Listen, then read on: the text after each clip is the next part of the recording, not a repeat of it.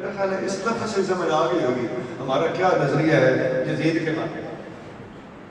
یزید بروزن پلید، یہ بھی ہم ضرورت کیوں کر رہے ہیں؟ اس کی وجہ یہ ہے نمبر ایک، اس نے ہمارے آقا و مولا سیدنا امام حسین رضی اللہ تعالیٰ کو شہید کر دیا. ہمیں قاتل حسین سے کوئی محبت نہیں بلکہ دشمنی. ہمارے دل میں اس کا پورا بغض ہے جس کا نام یزید ہے. امت اسے معاف نہیں کر سکتی. باقی مالک کے کم ادھر ہمارے پہنچ بھی نہیں. ہمارے دل میں اس کے لیے کوئی نرم گوشہ پیدا نہیں ہو سکتا. آگے چلیے. حضرت امیر معاویہ رضی اللہ تعالیٰ کے صحابی ہونے کا فائدہ یزید کو نہیں مل سکتا.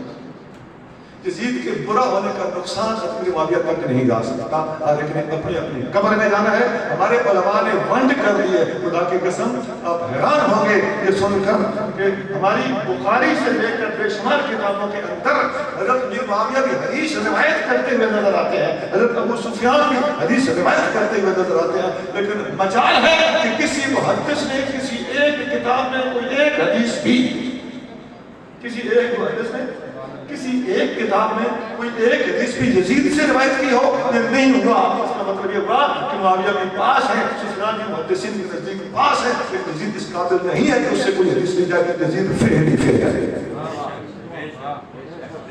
بیٹھے ہو جاؤ نا گھر جا کے ڈھونڈو نا وہ ایک حدیث لاؤ جو یزید سے روایت کی گئی ہو.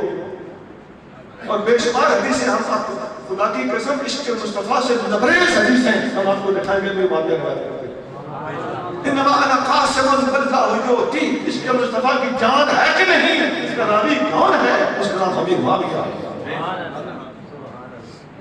ہرقل کے دربار میں ہرقل کے 10 سوال اور ابو سفیان کا اس کو جواب دینا.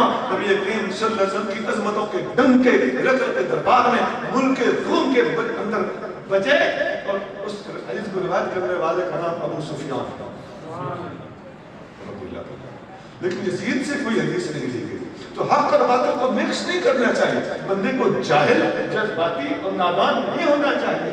وہ اپنی جگہ پہ حق ہے، یزید اپنی جگہ پہ باطل ہے. داتا صاحب نے بڑی اوپری بات کی.